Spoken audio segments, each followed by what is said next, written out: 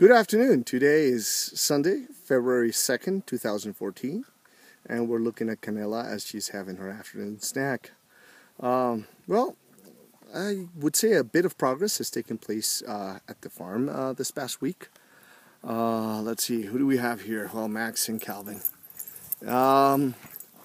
There we are with the structure for the greenhouse. We are making decent progress. We pretty much have all the beams and the rafters and the pillars up on this side. We essentially have to finish the other side, and I would say by midweek, if everything works according to schedule, we should actually start putting the plastic. And for that, we are hiring someone that actually knows how to do it, because it really needs to be tight. And the plastics that we are getting are pretty wide. They are 8.5 meters in width by, in this particular case, it's going to be roughly like 15 meters in length, because we need, well, the two sides. The reality is this is going to be about 16 meters by 16 meters, because it has to have the trailing edges here. So when the water slides down, it just pours it away from the base of the greenhouse.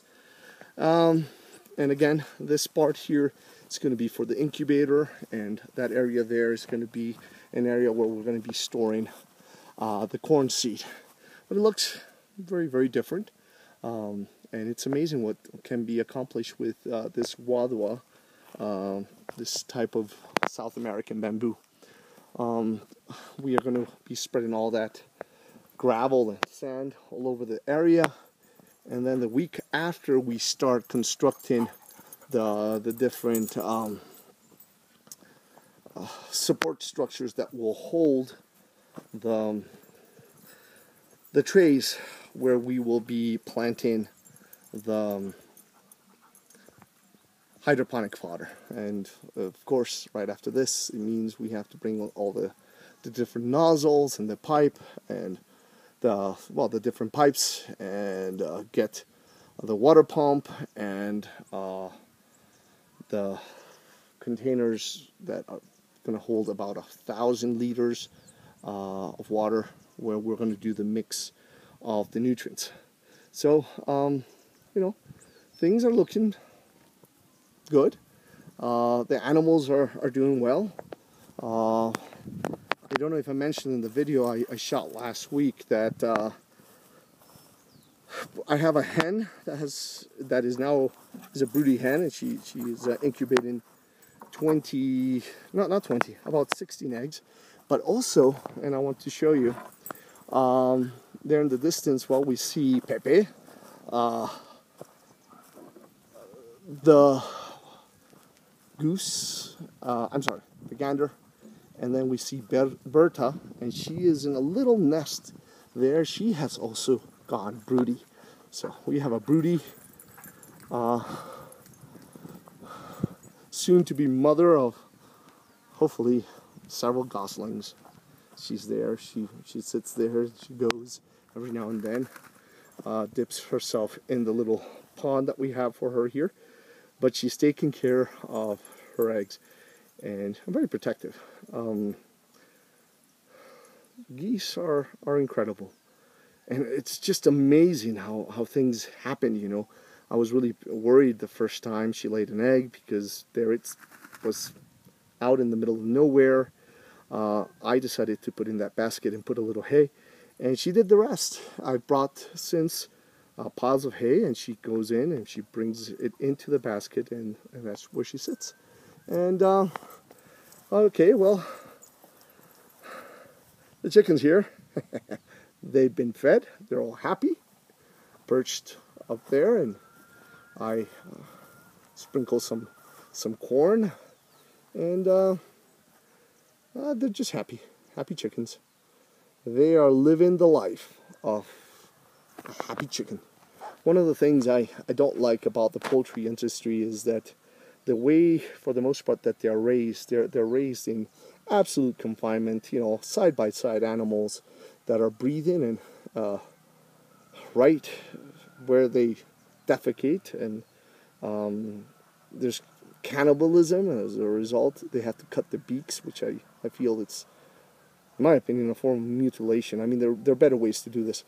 This way, in this farm, one of the ways we're going to raise animals is we're going to give them a full life. You know, yes, eventually some of them will be sacrificed and will go for food, but while they're alive, they're going to have a life without stress, a life where they can do what they're meant to do. And this is what chickens are meant to do. They're meant to, you know, go around digging and scratching and eating bugs and, you know, worms, and this is the natural life of a chicken, and taking dirt baths, all that kind of stuff. The rabbits, I think I'm going to give it up. I'm going to give up on the rabbits. It's very difficult. It just did not work. But, you know, we tried. And let's see, what else do we have? Well, over there we have the other hens in that other chicken coop over there. And we can actually hear them from this distance. They're doing great. They really are. Again, ample space to roam. We've done our test run as far as, you know, does it work for them to be just behind that fence? And, you know, are they secure? Are they safe? Are they, you know, enjoying their life? And are they productive? And the answers to all those questions are yes, yes, and yes. So there we see Norbert with his group of hens, the white one and the I think these are, I'm not sure they're Rhode Island Reds, to be honest. They're really docile. Again, as they get close to the fence. They welcome the fact that I show up.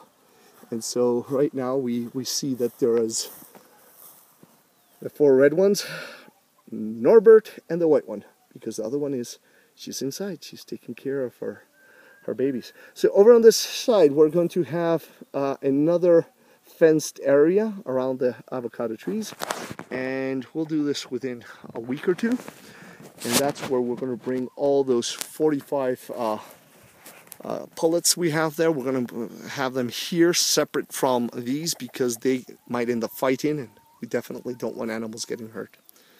As you can see, we fertilized the trees about a month ago, and they're coming strong. They're coming strong with flower. The fruit, I'm sure you can see it from this distance. They're loaded with fruit at the end of the month. Again, here we could see again some of the trees. We expect to have one heck of a harvest.